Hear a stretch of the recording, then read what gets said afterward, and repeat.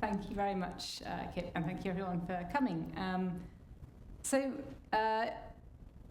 As Kit mentioned, what I want to think about this evening, following on from what I've been talking about.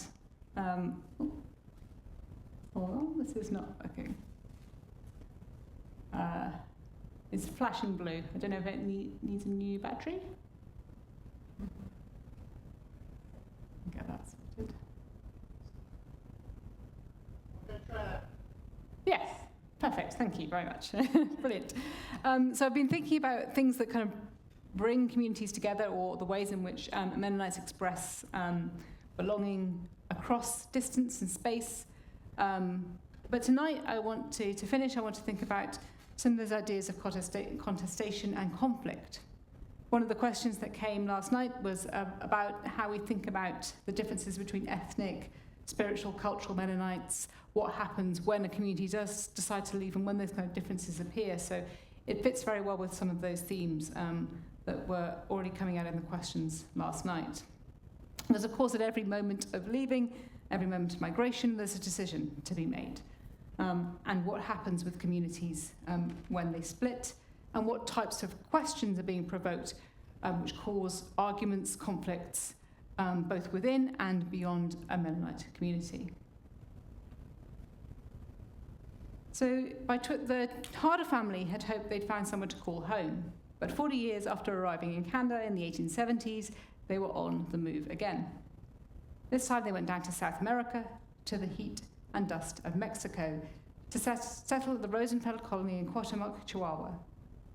In an account of the journey, David Harder traced his lineage as a persecuted faith, going right back to the Reformation, even to the Apostles.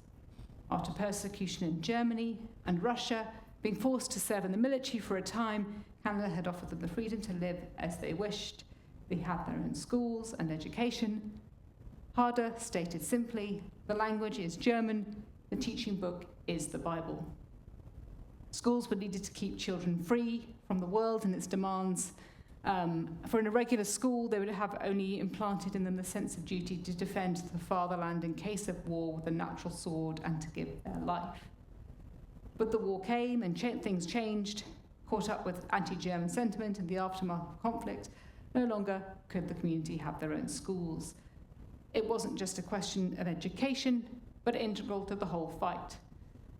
After negotiations, Harder said there was again finally a hope that we might find a place of refuge if it were God's will.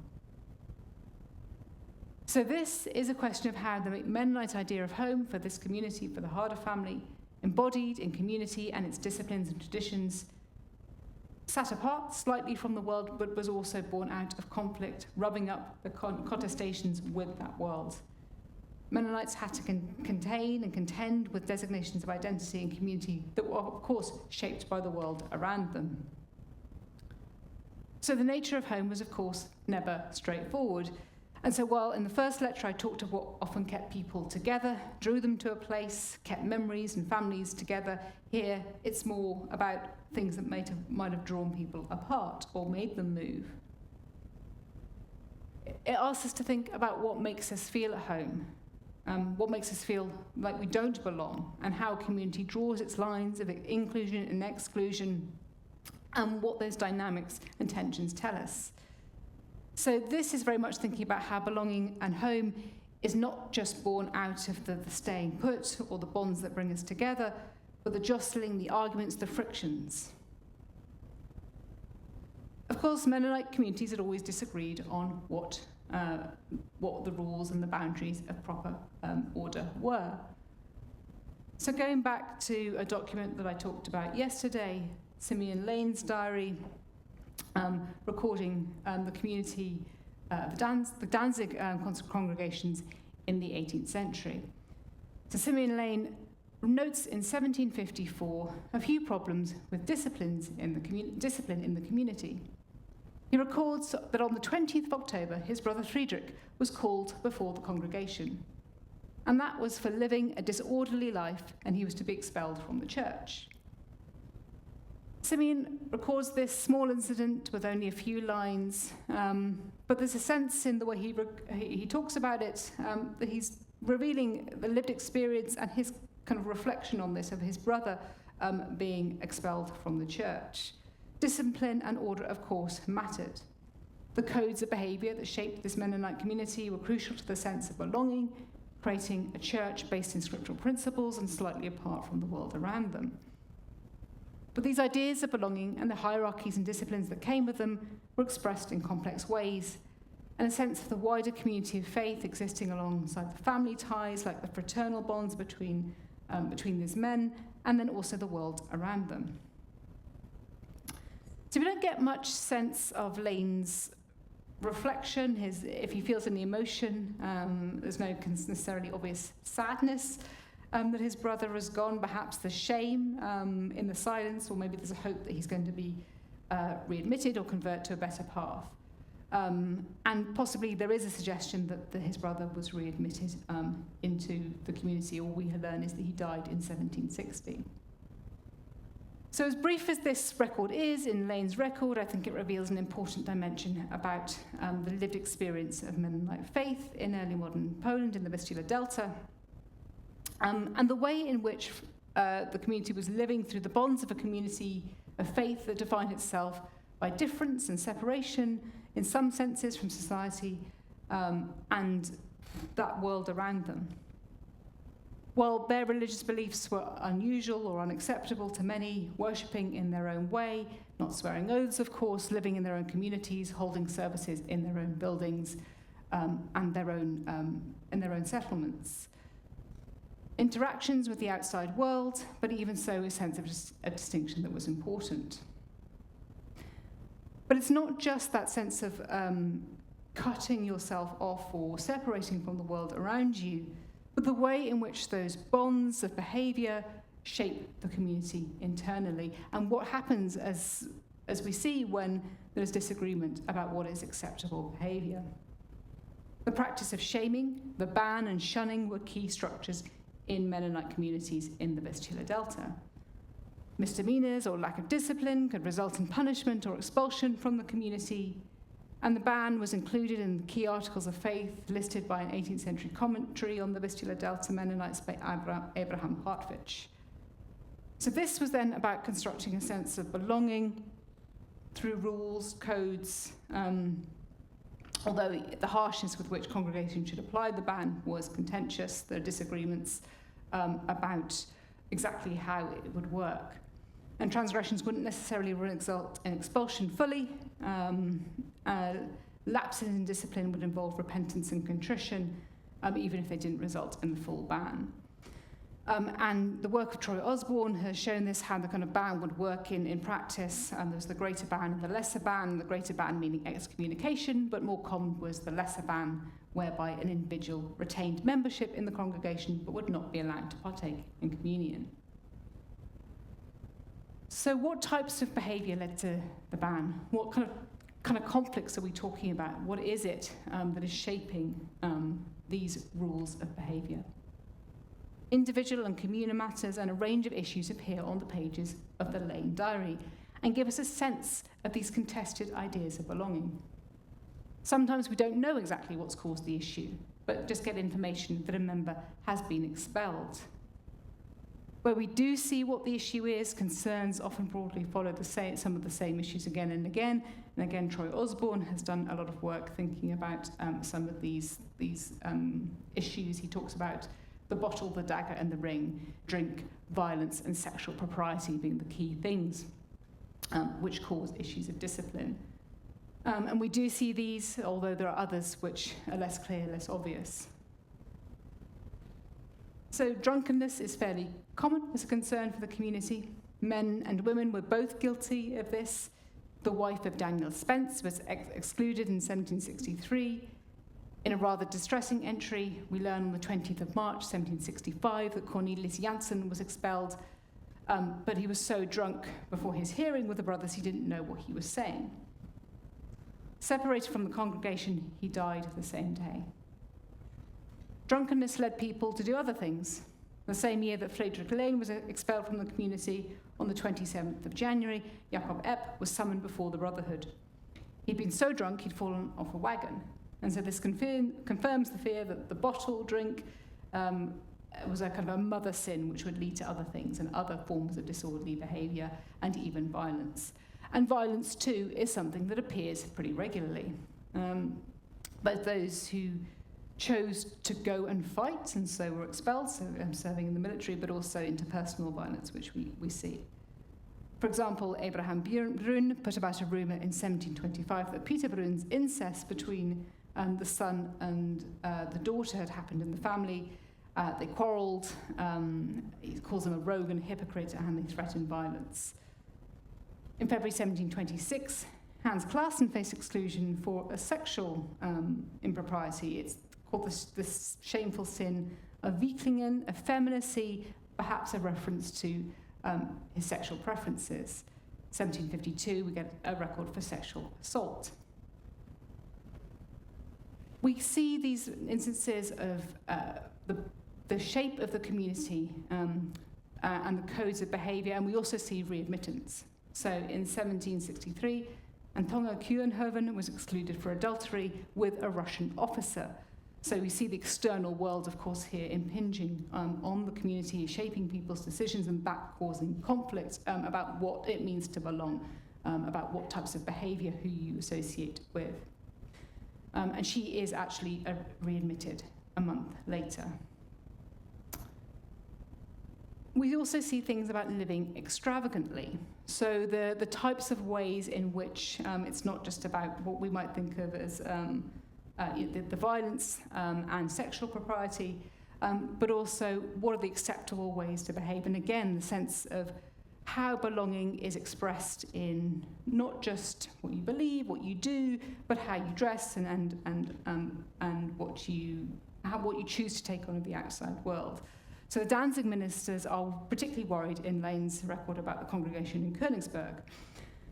They're worried about the excessive use of silverware, that they have laces and ties rather than buckles on their shoes, silver buttons on their walking sticks, pockets on their coats, which should not be allowed, and that this is all too extravagant. And there's a very striking case in 1735 with Mennonite ministers in Danzig reprimanding Jan Spronk, the deacon, for wearing a Japanese gown with an otter fur muff, and also having powder on his wig. This was not permitted by the ministers in Danzig, and it seemed that Spronk had acted provocatively. He had not only turned up to the reprimand in his otter muff, but then worn it again out in the street. So he clearly didn't take the reprimand from the Danzig ministers.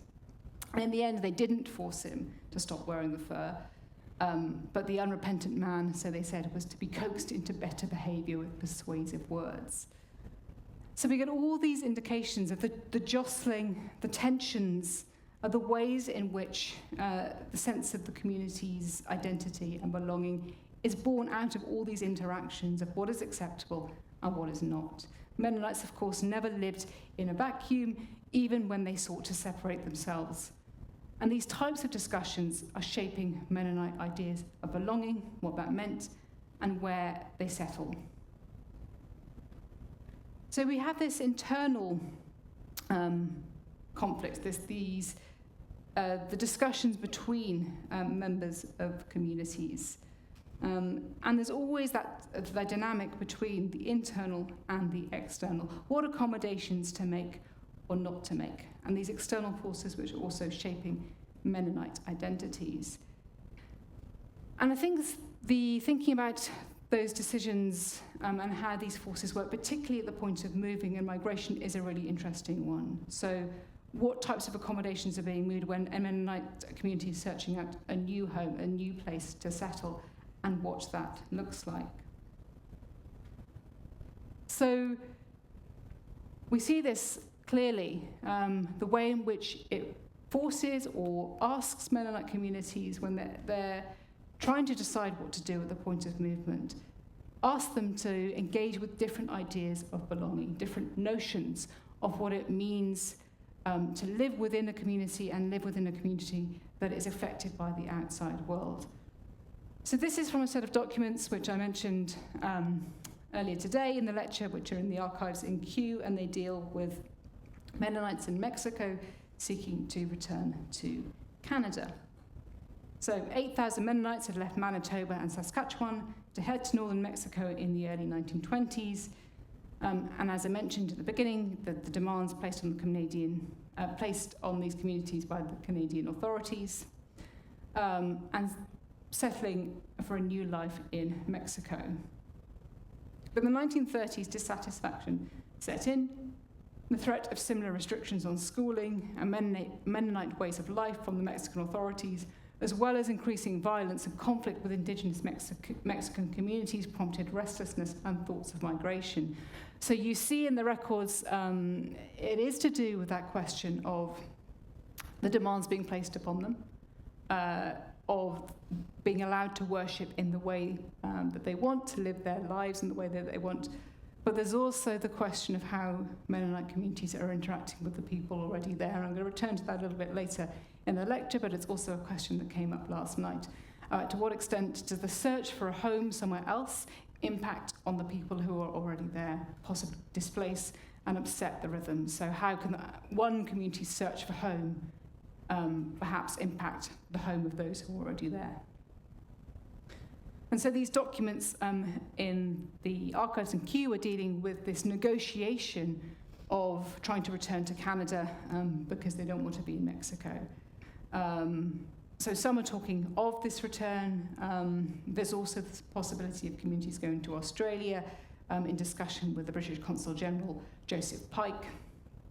And there's also this idea being mooted of going to Canada. And so as they considered the possibility of return to Canada, Mennonites asked for British passports. Canada was an independent British dominion, and so having a British passport would let them do that. In the end, this mass return to Canada never happened, but what interested me here was looking back and kind of trying to prove histories of migration and settlement and telling their pasts, and then also being asked to engage with a different idea of citizenship, of nationhood, and how Mennonites here trying to prove that they could have a British passport and that they kind of counted in these discussions. So Jakob Claesson wants a British passport. He was born in Lekopol, Russia in November 1876, naturalised in Canada in 1908, with papers to prove this. He counted as a British subject, and his wife and child, born in Saskatchewan in 1923, could also be included in this definition as long as the records of the marriage and birth could be verified. So what we were saying of records of belonging, say perhaps taking church books over or taking family histories over, which is shaping a sense of belonging in Mennonite communities internally, here is being used in a slightly different way, or is certainly being involved in discussions about being engaged with the British authorities about getting a British passport. And so the demands of citizenship, the language of nationalism, hinting at some of the tensions, the demands of these new classifications, which don't always sit easily with Mennonite conceptions of community, but of course actually they're all engaging with too. Being a national subject could be at odds with many of the ways in which Mennonites perceive themselves at this point as separate communities, and yet it's also a language they're happy to engage with. So this kind of tension over what is going on here. These games of belonging really matter in official discussions about how you belong and what that identity is. Writing to Pike, Cornelius D. Fair signed off as your very friend and British subject, gave his passport number and appealed to Pike's emotional and national loyalties. And we see this very clearly, therefore, in different trajectories of leaving and staying. I think, as I say, this is a kind of key moment when we can see these different ideas of contested pasts and how this is producing different notions of home, different notions of belonging, and what it might mean. And that affects also the way in which communities talk about pasts with their identity too, what they're kind of doing with those pasts and using, and there might be conflicts about how they're marshalling identity. So this may be very well known to many of you, the memorial to Bartsch and Hübner, who'd negotiated, of course, the Mennonite migrations from the Vistula Delta to the Russian Empire, to New Russia, to Ukraine the end of the 18th century. And this, the removal and reinstallation of the memorials to Steinbach, Manitoba, being a celebration of the lost homeland and a migratory past.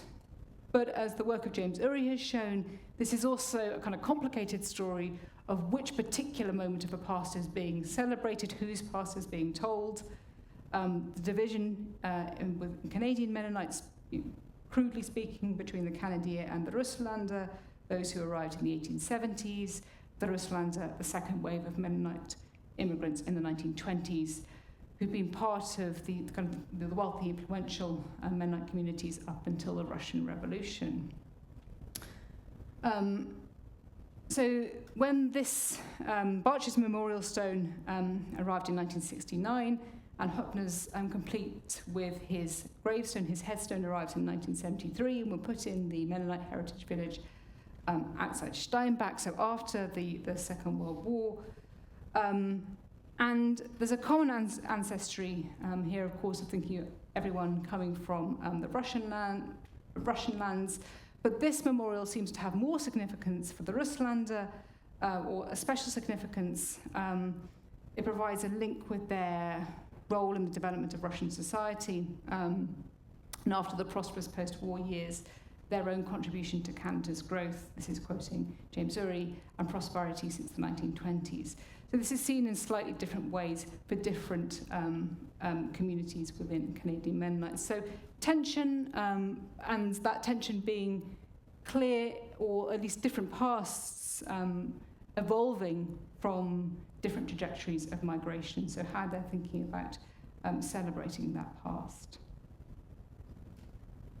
So it's not just the act of leaving or going, which is important, not just the actual physical act of doing that and the decisions, but how that shapes what people do if they stay and if they go, and how they adapt to the demands of the particular place that they're in. And say the work of James Urry and Royden Loven had thought about how the demands of the nation, these external forces, are of course shaping Mennonite belonging.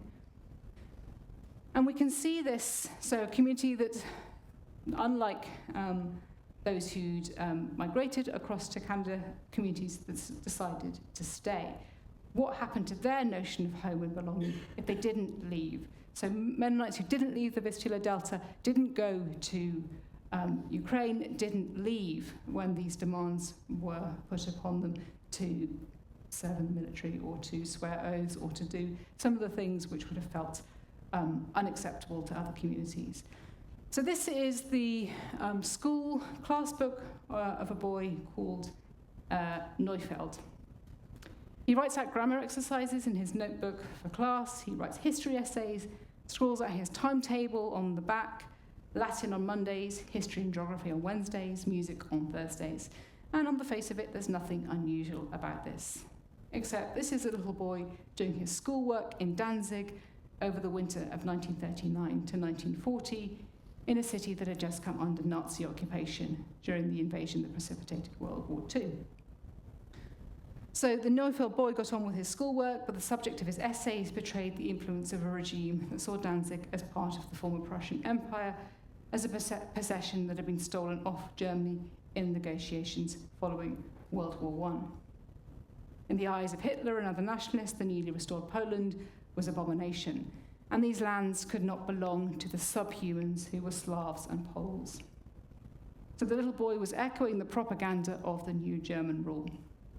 He found himself writing essays extolling the life and virtues of Frederick Wilhelm I and Frederick the Great. On the 13th of December 1939, he wrote that Frederick Wilhelm was to be known as the Soldier King, a common epithet for the monarch, known for his interests in soldiers, his orderliness, and his punctuality, a ruler who brought discipline and order.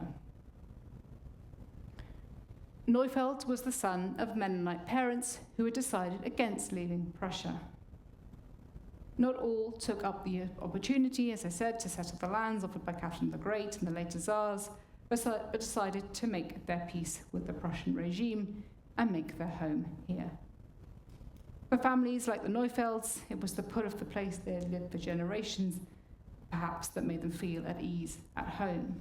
So what makes you feel like you belong can be different for different communities.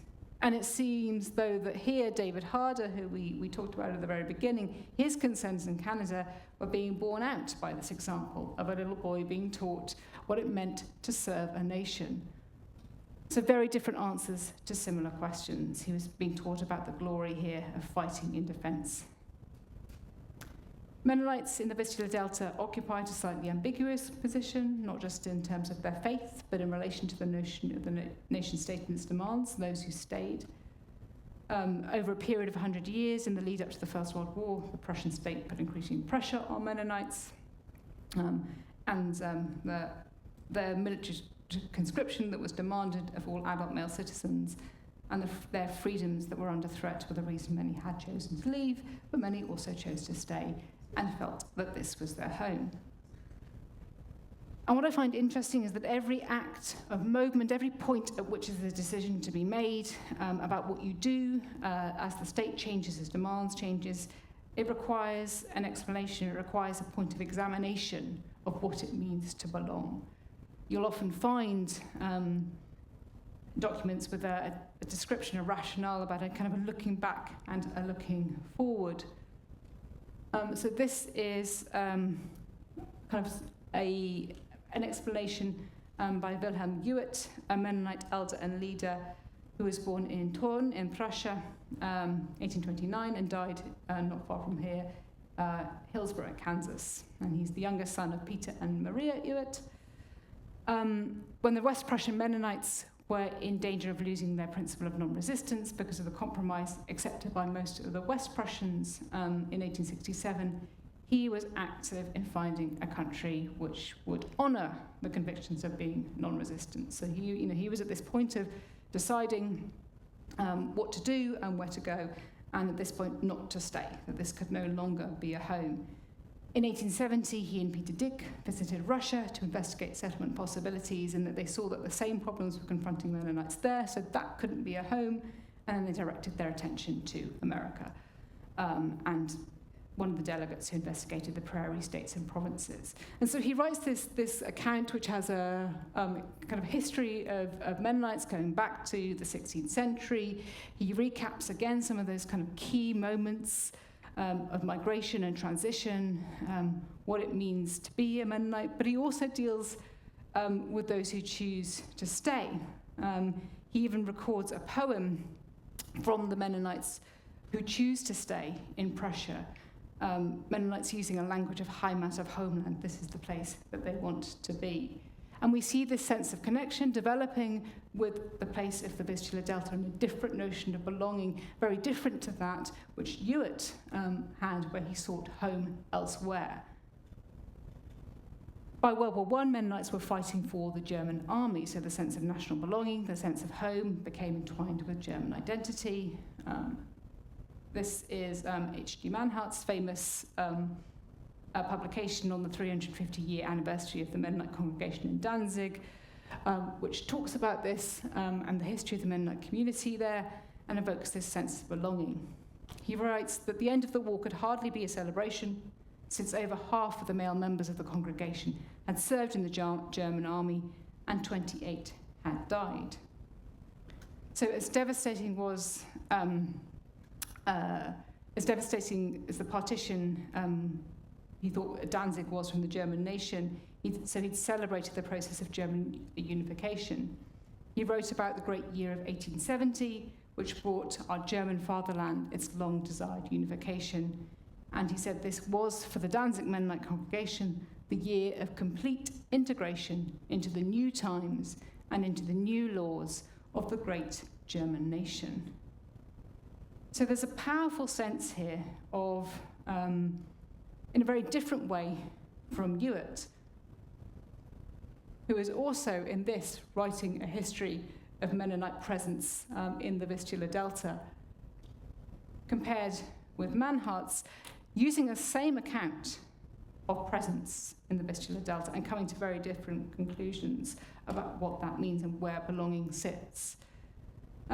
War, of course, can be a very powerful catalyst for belonging, and that happens both ways. We see it Of course, war pushing people out, the demands for some Mennonite communities to serve in the military being a thing that pushes them away to seek a different homeland, but also being a powerful catalyst which can bring people into the fold of a place to make it feel like home.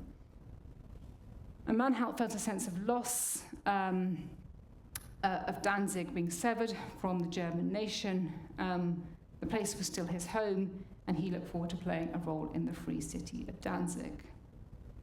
So these long forces, this long sense of a connection in place, shaping the sense of Germany as his home, or the German identity of his home.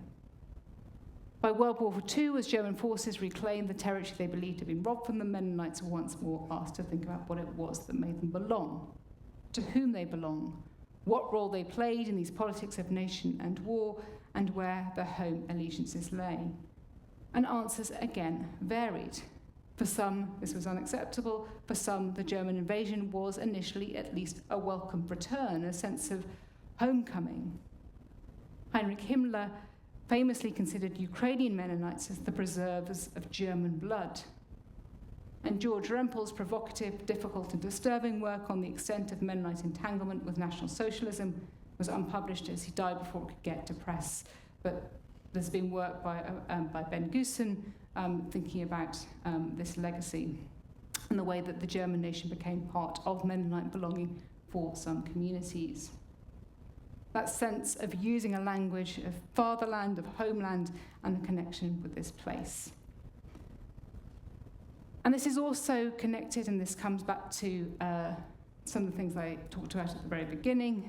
It's a sense of belonging perhaps embedded in the past, in heritage, the landscape, the place where you've settled, but also ethnic belonging or connections across families. As early as 1933, the pastor in Danzig, Erich Gürtner, wrote of Hitler as a divine gift and spoke of the awakening of the Volk, the people, that kind of appeal to folk or Volkish traditions. The point here is that this is not the answer that every Mennonite would give. Doesn't necessarily mean that those who stayed, that the long tradition of thinking about family, the connection to a particular landscape, would mean that Mennonites would necessarily be aligned to the principles of Nazism and the German war effort. Rather, just like the case with the Mennonites who were in Mexico, who were returning, trying to return to Canada, decisions about staying or going ask communities to think and to question what it is that makes them belong. They have to engage with different vocabularies of home, of belonging and identity.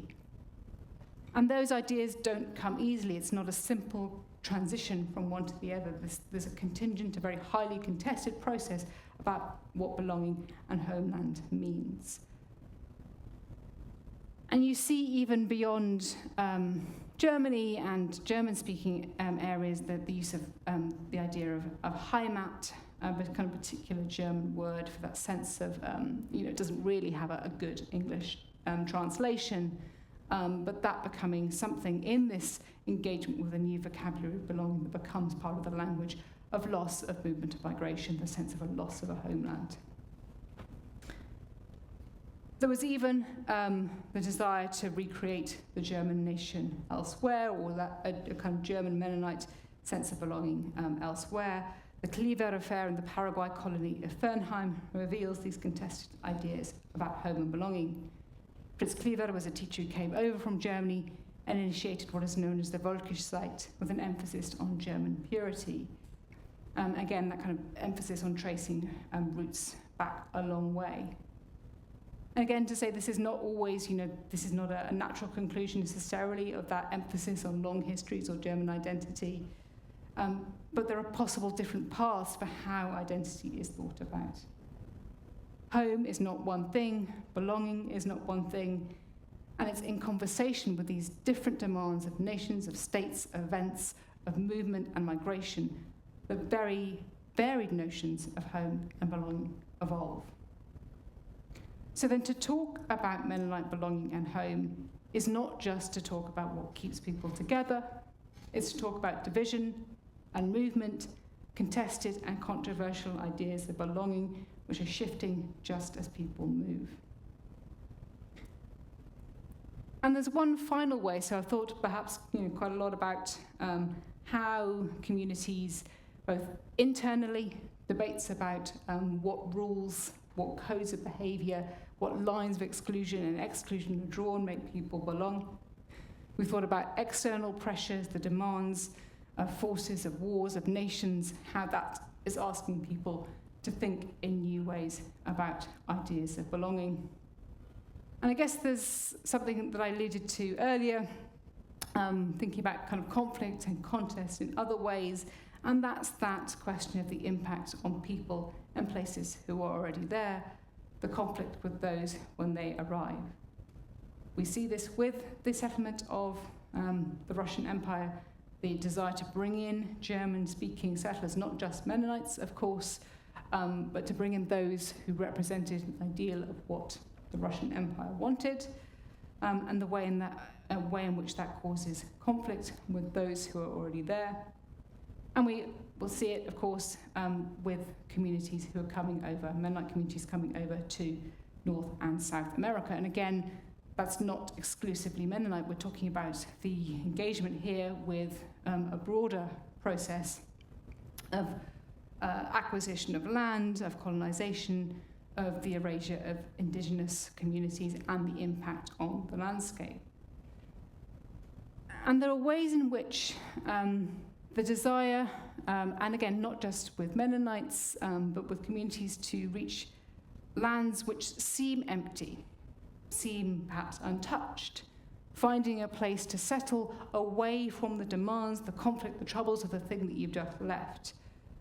The appeal of the American West, or you think back to the appeal of South America in the 16th century process of colonization. But of course, places are never completely empty. Settlers who come claiming a land, but it was already home to indigenous communities. And we see this with attitudes, the way in which the early settlement of Paraguay and Brazil is talked about, and with refugees in the 1920s and 1930s. So Harold S. Bender was, very famous Anabaptist historian and writer, and writing about the settlement of new locations and seeking out new locations for Mennonite settlement and the refugee colonies in Brazil and Paraguay. He's quite dismissive to the local people in Brazil. He talks about it as a rich country, but with an ignorant, backward population, too much given over to paciência, so to kind of patience, but to kind of not being active. He talks about the landscape as somewhere being kind of fertile, can be cultivated, and he writes of the communities in Brazil, the Mennonites who've arrived, who've made considerable progress in building a sawmill, a factory for producing starch, and the crop money that's coming for the colony, the hospital, and he writes, the settlers themselves have cleared on an average 10 acres apiece of their 50-acre tracts, which they bought from a land company, and have gradually brought considerable land under cultivation, with opium as the chief crop. They've had to work very hard, for the land was covered with thick Brazilian forest, which had never been touched by the hand of man, and much of the land is very hilly. Their labour has been made harder by the 40 miles of bad roads which they must cover with their wagons before reaching the nearest market town. However, they have made encouraging progress, have built themselves modest homes and schools, and are looking forward with confidence to the future, happy to have been delivered from the terrible conditions under which they had to live in Russia. So there's quite a lot going on in this. There's the real sense of the hardship, which is pushing people to come to these places. This is not an easy place to settle necessarily. It's been hard work. There's the emphasis on what it means to make a home. This is a particularly westernized idea of cultivation, of settlement, of civilization, of the things that you build. And the particular phrase of the idea of the land never having been touched by the hand of man, of course, that isn't true. It might not have been cultivated. It might not have been put into kind of plots, farmable acres in the way that is recognizable perhaps to Mennonites and indeed to a European or North American audience more broadly. But it wouldn't be untouched. There were communities living there. So there's lots of things going on in this passage alone about the lost homeland of Mennonites, the new place they find, and the perception of somewhere which was a home to other communities. He talks as well about Paraguay as undeveloped, fertile land. Again, the idea of somewhere which, a kind of Lockean idea of somewhere which is untouched, which is perhaps wilderness, which can be cultivated. And again, that is not entirely the case. So the taming of the land that goes hand in hand with kind of people, culture, and settling. So there's a particular attitude to landscape here that goes with the process of homemaking. And that is also revealing about the contested ideas of home. We're talking often about an impact on people and place which comes from European, North American ideas of what it means to settle and to have a home. And that impacts, of course, the landscape too. It shapes the environment. Places in South America, in Paraguay, and in the Amazon, which have been made into soy plantations for beef, replacing forest, because that's about cultivation. It's about making the land farmable and usable. Of course, here in Kansas, and again, not just Mennonites, but settlers and the destruction of the tallgrass prairies in the search for farmable land and agricultural land. One idea of home impinges on another, and that continues to be the case. There have been reports, kind of journalistic, who kind of latch on these, but stories of modern Mennonites shaping the landscape in Peru and Brazil and the Amazon, and talking about deforestation. So again, this is not an exclusively Mennonite theme. It's not something which is true only of Mennonite communities, but that idea of thinking the way in which search for home can be destructive as much as it is productive, and where those conflicts occur and why.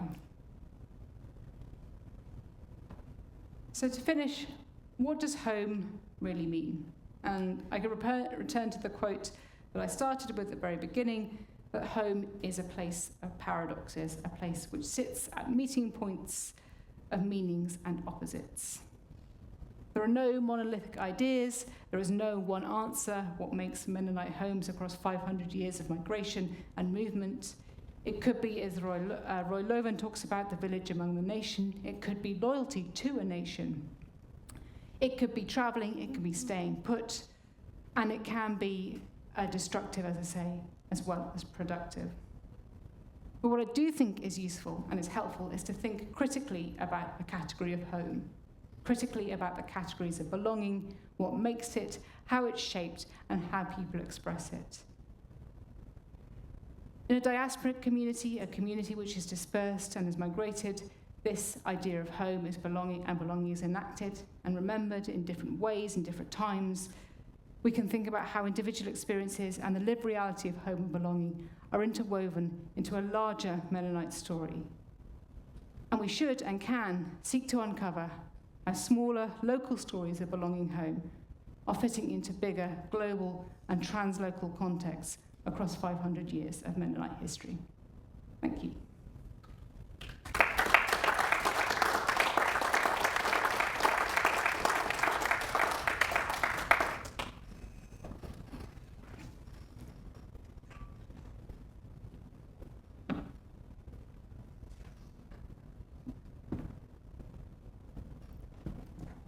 Okay, we've got time for some questions.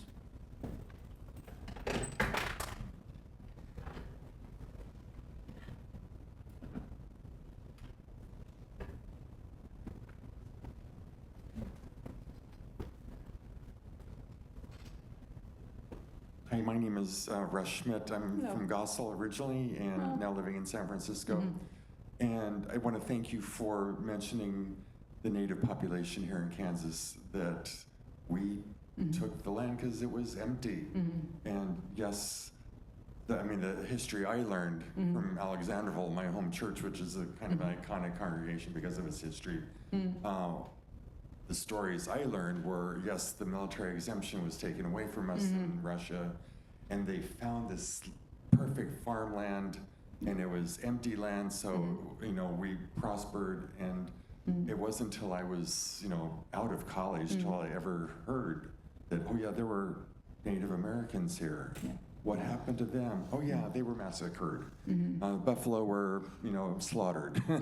And so we benefited by others suffering. And I never learned that growing up. And that is starting to be talked about. And you did mention that too. So I just want to thank you for that, because that's got to be part of our story. Thank you. Yeah. Thank you. And I'm glad that it spoke to you, and as you said, it is an important part of the story, and that's what speaks to exactly that question of how stories get told and who tells them, and that isn't and it doesn't necessarily diminish the other stories of suffering or of movement, but they go hand in hand with something else as well, and to be able to hold both of those, I think, is really important. Yeah. Thank you.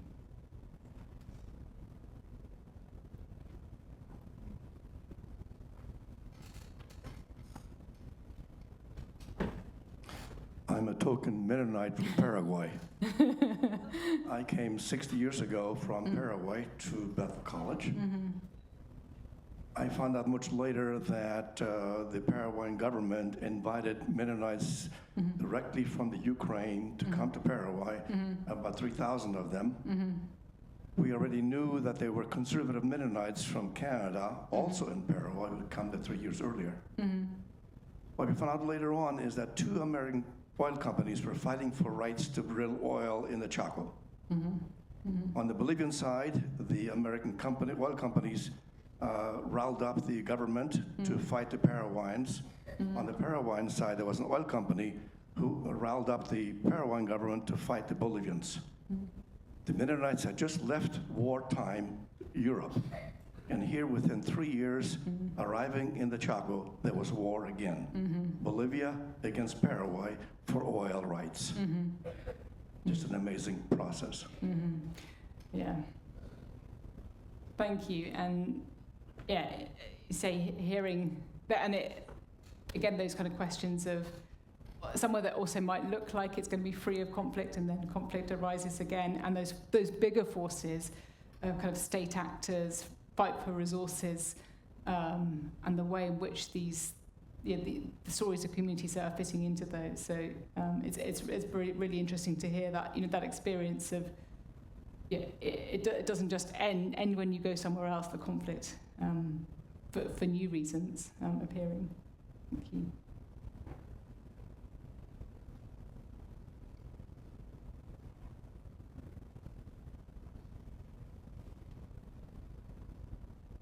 Thank you for your presentations. I'm struck by the way these migrations and movements allow people to claim identity because their ancestors came from somewhere at some point. Yeah. And I'm holding that alongside immigrant communities today who are equally Mennonite. Yeah. Yeah. And come from other places and choose to be Mennonite. Yeah. But often are disregarded and not treated fully as Mennonites. And for some of them, this is second, third, fourth generation Spanish-speaking immigrant communities who are Mennonite through and through. Yeah. And so I'm curious how your studies about this, how that comes to bear on migrant communities today, who is moving around today, and how faith is shaping that. Yeah, it's something I didn't touch on, but as you say, that there's a bit, obviously, again, it's that question of what pasts get told and how they get told, and that emphasis on kind of true sense of belonging being something which can be traced right back, and all the problems with that if that's not the narrative which fits, your journey into a Mennonite community, or indeed any community, as you say, it speaks to much bigger questions of belonging, and those claims to long histories of belonging rooted in place, if you can trace back your family, are really problematic. And there's been some really interesting work precisely on that, not with Mennonite communities, but with black communities, and the inability, obviously, to trace your lineage, if there's a history of slavery in your family, and the way that impacts on your right to kind of claim certain ideas about identity. There's some really interesting work by a scholar called Saidiya Hartman, who works on kind of histories of blackness in America, and those, how do you, when we're often told that our sense of belonging is about being able to tell our past and our stories. If you can't do that, what does that do to people?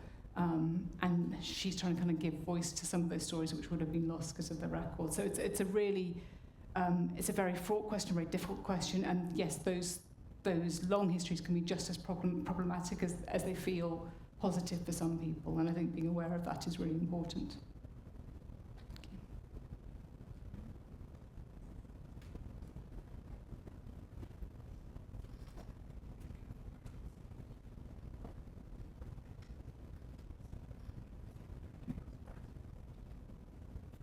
Mennonites love to think we're special.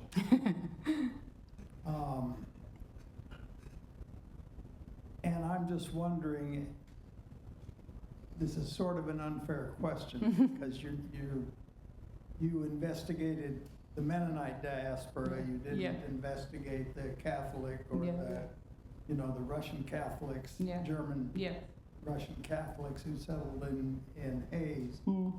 But would it be your sense that there was anything significantly special or different about the way Mennonites responded to the diaspora than the way other denominations or other ethnic groups would have responded?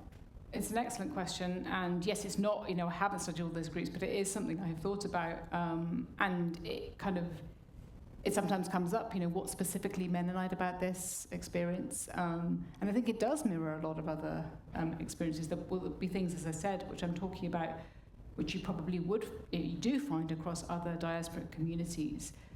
There are some things which are different. I mean, if you're thinking about claims to homeland or to promised land or to the place to go to, the sense in the Catholic Church of it being a universal church and the centre looking to Rome. Of course, it's not always the case that the Jewish diaspora looks back to Israel, but it wasn't always the case that there was the search for specifically that land as the homeland, not until the kind of the 20th century and Zionist movements there. So it does matter where the sense of past is located. That shapes the diaspora differently, I think. And then, of course, there will be specific things about the types of stories are told for Mennonites about where they were and the relationship to people. So obviously, celebrating certain individuals as founding figures. But a lot of what I talk about, I think you can apply to other diasporic groups.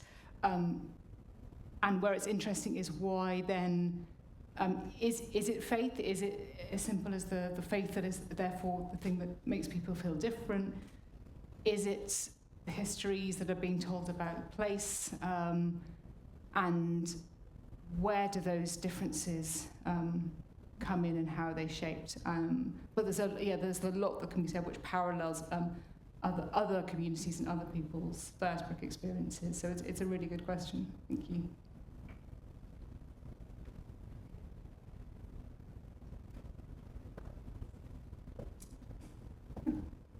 Your consideration of Mennonite identity is focused very much on place, on whom, on artifact, materiality.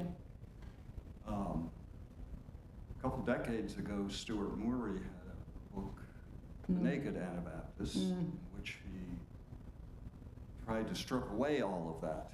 See, is there anything about Anabaptism or Mennonites that you can reduce down to core beliefs, convictions? Is that possible, or are we always caught up in what we're clothed with? So is it possible to strip back to the core beliefs? I think that the core beliefs, yes, are essential. I think what I would say is then that doesn't necessarily change that, having the core beliefs, but then why does difference come in and what does that look like?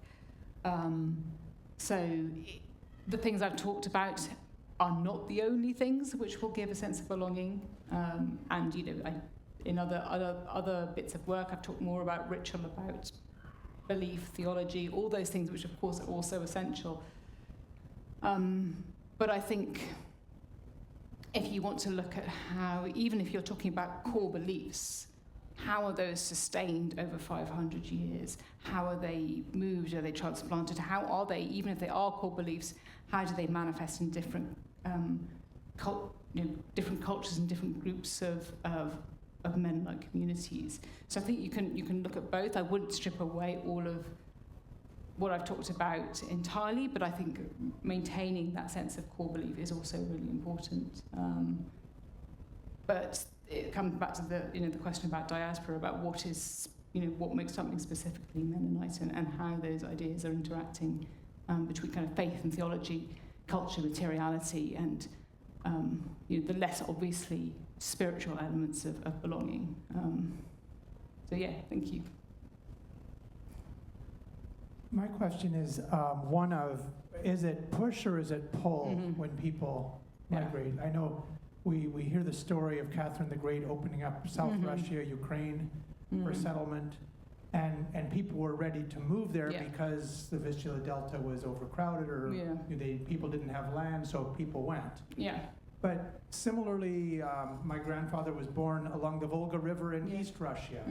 And again, now the serfs were being freed, and so it was a good time to go and take the land that was no longer going to be worked by serfs.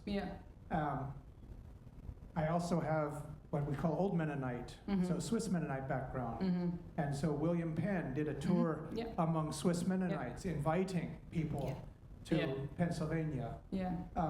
How much of this diaspora is mitigated, not mitigated, is mediated by pushing out of a place, and how much of it is the pull to go to a new place?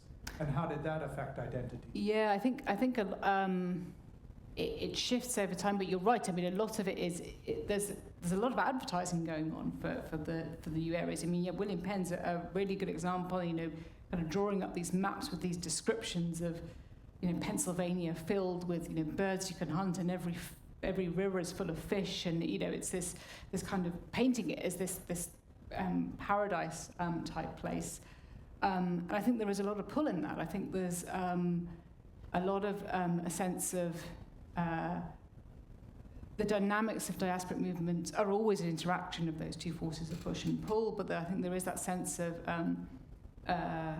it isn't just to do with the place where you are no longer feeling like it can accommodate, whether that's land or whether it's your way of life or community. I think the pull is really important because it takes a lot. It can take a lot to move. I mean, we also we're perhaps more used to histories of, we have not always been good at understanding probably the history of it is often a history of migration. People are always moving, throughout history, and people are quite ready to move. But I think that decision to go is never a small one. So there's got to be something which pulls people. But it is a really important dynamic and a way it shapes identity, because if you've done it once, I'm not saying it's easy to do it once, but if there's a generational memory of perhaps there's somewhere else which can fulfill the demands better, that might kind of play into future generations. And then there's the possibility of that being disappointing. So what if the new place doesn't kind of quite match up to the kind of what you think, and the pull of that new place, 50, 60, 100 years down the line doesn't match up. So I think that the pull of the promise is a really important dynamic, and it's not just about kind of being pushed out of somewhere. And we're dealing more with the kind of into the 19th and 20th century of places which are being advertised for settlement. It's less a story of, if you think back to early Anabaptism of martyrdom and execution, that is a push, and that dynamic is shifting. Thank you.